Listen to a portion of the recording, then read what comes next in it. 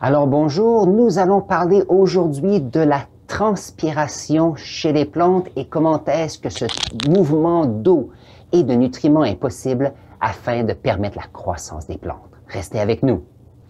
Aujourd'hui, nous allons parler de l'importance de la transpiration chez les plantes. Maintenant, nous sommes tous des êtres humains et lorsque nous faisons du conditionnement physique, notre corps transpire. Et c'est une façon à notre corps de pouvoir contrôler la température de celui-ci. Maintenant, chose intéressante chez la plante, la transpiration n'est pas là pour permettre de réguler la température, mais pour pouvoir permettre à la photosynthèse de pouvoir arriver. Alors ici, avant de parler de transpiration, voyons voir quelques mots de vocabulaire pour commencer. Lorsqu'on parle de transpiration chez les plantes, la transpiration veut dire que il y a des feuilles ici, une certaine quantité d'eau qui vont sortir des feuilles, donc qui iront dans l'atmosphère, comme ceci. Alors vous allez dire, oui, mais comment est-ce possible? J'ai jamais vu ça. Mais oui, vous avez vu ça. Prenez par exemple les jungles. Dans la jungle, c'est très humide. Pourquoi est-ce que c'est humide? Une des raisons est que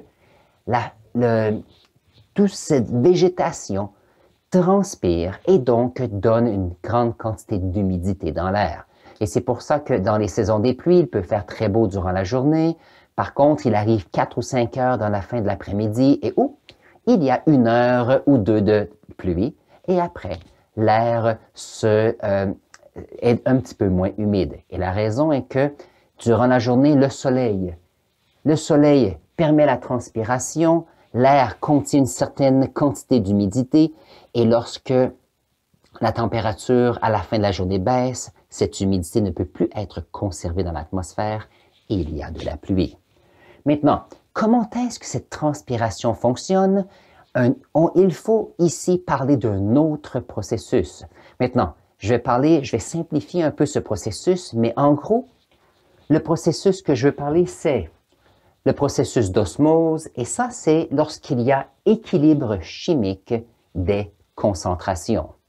Alors, qu'est-ce que ça veut dire? Alors, voyons voir. Lorsqu'on a des feuilles qui sont ici, on veut savoir pourquoi l'eau va sortir des feuilles. Et la raison principale, c'est que dans les feuilles, il y a une quantité d'eau et il y a plus de molécules d'eau, point de vue concentration, dans la partie inférieure. Donc, vous vous rappelez, on avait parlé les cellules du parenchyme spongieux, donc cette éponge sous la feuille. Et en passant, je vais mettre un lien sur l'explication des feuilles à la fin de cette vidéo. Lorsqu'il y a une concentration plus grande de molécules d'eau dans la feuille comparée à l'extérieur de la feuille dans l'atmosphère, devinez ce qui va arriver? Les molécules d'eau vont sortir de la feuille. Et ça, c'est intéressant parce que ces équilibres de concentration fonctionnent aussi pour le CO2. Donc, lorsqu'on a du CO2 dans l'atmosphère, comment est-ce que le CO2 va entrer dans la feuille? Une des raisons, c'est qu'il y a une concentration de gaz de CO2 plus grand à l'extérieur dans l'atmosphère que dans la feuille. Donc, chimiquement, ces molécules veulent s'équilibrer et créer un certain mouvement ici. Maintenant, ça, c'est important parce que voyons voir la conséquence de cela. Si j'ai 2 molécules d'eau qui sortent ici, à quelque part, il doit y avoir une augmentation, il doit y avoir d'autres molécules d'eau qui remplacent ceux-ci. Et donc, qu'est-ce qui arrive? C'est s'il y a 2 molécules qui quittent, 2 devront être remplacées. Et donc, qu'est-ce qui va arriver? C'est qu'il y a ici, en ce qui concerne l'eau, il y a des aspects intéressants et ça s'appelle la cohésion. Pensez à c'est lorsqu'ils sont ensemble, un peu coopération. Qu'est-ce qui arrive? C'est que lorsqu'il y a une molécule d'eau qui sort de la feuille, cette molécule d'eau touche à une autre molécule d'eau et qu'est-ce qui arrive? C'est que c'est comme si c'était une chaîne. Les molécules d'eau se tirent parce qu'une qui sort ici va attirer vers elle-même une certaine quantité d'eau ici. Maintenant, la beauté de la plante, c'est que s'il y a de l'eau dans le sol, et ici j'ai mes racines, lorsqu'il y a de la pluie, on se retrouve avec plus d'eau à l'extérieur des racines que dans les racines. Alors, conséquence de cela, c'est qu'il y a une certaine quantité d'eau qui va entrer ici. Maintenant, si nous avons une racine et qu'il y a un bout à la racine, l'eau ne peut pas sortir de ce côté-ci. Donc, qu'est-ce qu'elle va faire? C'est qu'il y a une augmentation de la quantité d'eau ici. Et donc, l'eau n'a seulement qu'une façon ou qu'une direction à monter et c'est le long de la racine ici. Alors ici, on a deux forces qui arrivent ici et ça se passe par osmose aussi. Pourquoi? On veut équilibrer les concentrations puisqu'il y a plus d'eau à l'extérieur et donc on a de l'eau qui va aller dans la racine pour essayer d'équilibrer les concentrations des différents ions polyatomiques qu'il peut y avoir, des phosphates, des nitrates ou autres types de molécules à l'intérieur. Alors voici, on a de l'osmose dans les racines, de l'osmose dans les feuilles et donc ici on commence à avoir des molécules d'eau qui veulent monter. Donc ici on se retrouve avec, dans le centre, notre tige dans laquelle il y a de l'eau qui est poussée vers le haut, il y a de l'eau qui est tirée vers le haut et donc, par cohésion, il y a un cheminement de molécules d'eau. Maintenant, vous allez dire, oui, mais il y a la gravité. Comment se fait-il que l'eau ne descend pas vers le bas?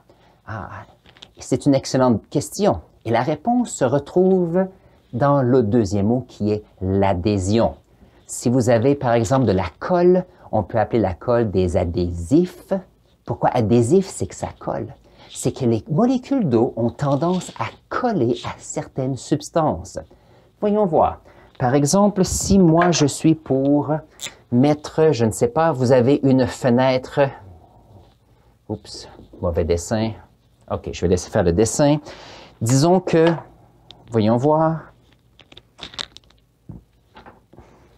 Prenons la calculatrice.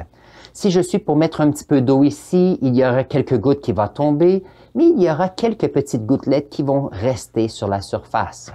Lorsqu'on est à la maison et il pleut, il y a des gouttes d'eau qui vont coller à la fenêtre et ne glisseront pas vers le bas dû à la gravité. Pourquoi?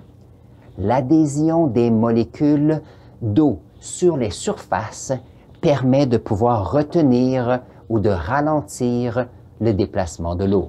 Et ça, c'est une des raisons pourquoi que durant la nuit, l'eau qui est dans les xylèmes ne redescendra pas dans les racines. Elle se retrouvera dans les faisceaux vasculaires et vont y rester jusqu'à ce que le lendemain, le soleil se relève pour recommencer la photosynthèse et permettre aux molécules d'eau de se promener. N'oubliez pas que si nous avons de l'eau qui se promène, il y a bien sûr différents minéraux, différents ions polyatomiques qui sont dissous dans l'eau et qui seront déplacés avec l'eau. Et ça, bien sûr, c'est important. Ça permet à la plante d'avoir les minéraux, les nitrates, phosphates ou autres types de minéraux afin de pouvoir croître efficacement. Alors ici, j'ai ces deux systèmes. La dernière partie que j'aimerais discuter, c'est que se passe-t-il à l'intérieur du tronc ici? Alors, je vais faire un autre petit dessin et je vous reviens dans un instant. Voyons voir mon prochain dessin. Donc, j'ai pris ici une petite section du tronc et j'en fais une plus grande partie ici. N'oubliez pas que dans un arbre, c'est la partie extérieure qui est vivante. Donc, à l'intérieur, il y a ce qu'on appelle une partie ligneuse. Et ces parties sont des fibres. Mais d'où viennent ces fibres, vous allez dire? Ah, ça vient des systèmes de transport de l'eau et des nutriments, glucose et ainsi de suite. Est-ce qu'on se rappelle les noms des deux petits systèmes de boyaux à l'intérieur du système vasculaire? Un commence par X et l'autre commence par un P. Pensez un instant.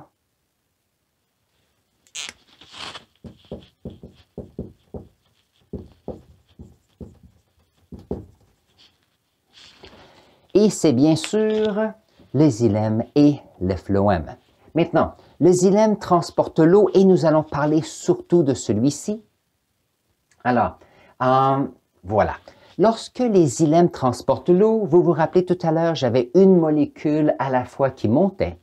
Ça veut dire que, prenons le orange, c'est qu'on a ici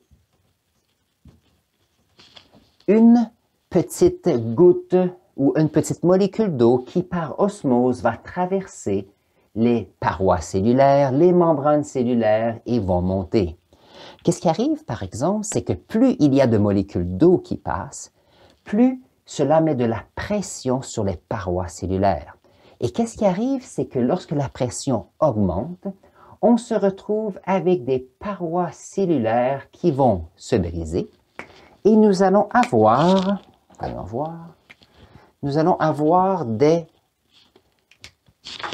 des genres de tuyaux dans lesquels nous allons avoir de l'eau qui va bouger plus rapidement. Maintenant, s'il y a de plus en plus de sève qui monte, de plus en plus d'eau avec les différents minéraux à l'intérieur, qu'est-ce qui va arriver? C'est qu'il y aura une augmentation de l'eau et donc on aura une augmentation de la quantité de xylèmes qui seront produits. Et si on regarde dans la section, donc si on regarde dans notre feuille de tout à l'heure, on avait notre vaisseau vasculaire. Nous avions nos xylèmes qui étaient comme ceci, et il y avait les phloèmes qui étaient comme cela. Maintenant, les xylèmes seront toujours plus grands que les phloèmes. Et la raison pour cela, c'est qu'il y a beaucoup plus d'eau qui est transportée dans un arbre, et plus il y a de l'eau, plus il y a de pression. Et on se retrouve avec de grands canals, que ce soit à l'intérieur des racines, qui va monter dans la tige et ira dans la feuille. Si tout va bien, j'ai pris quelques photos sous microscope et peut-être dans une autre vidéo, je vais voir si je peux indiquer des exemples de cela. Maintenant, les phloèmes permettent aussi le transport. Donc ici, l'eau va monter et par adhésion et cohésion, cela va permettre de transporter une certaine quantité de grosses molécules et donc il y aura une influence avec les parties ici du phloème. Par contre, plus on s'éloigne, plus ces parties auront moins d'effet.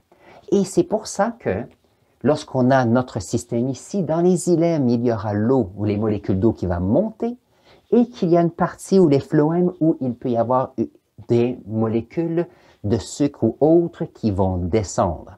Et ça, c'est important parce que la photosynthèse permet de créer des blocs, des sucres, des matières pour faire croître la plante, ici, mais on a besoin de ces matières dans le tronc et dans les racines pour permettre la croissance. Et donc, les phloèmes permettent à ces grosses molécules de se déplacer. Ces grosses molécules sont plus grosses, donc le mouvement est beaucoup plus lent. Il y a moins de bris des parois cellulaires et donc on se retrouve avec des conduits qui sont plus petits. Et lorsqu'on regarde sous le microscope, on peut voir la différence. Je vais mettre ici en haut le lien d'une vidéo sur comment fonctionne la feuille, qui est l'organe de la plante, où est-ce qu'il y a la photosynthèse, et ça va expliquer comment est-ce que nous avons cette transpiration par osmose dans la feuille. Et puis, n'oubliez pas d'adhérer à cette chaîne ici et nous allons nous voir aux prochaines vidéos.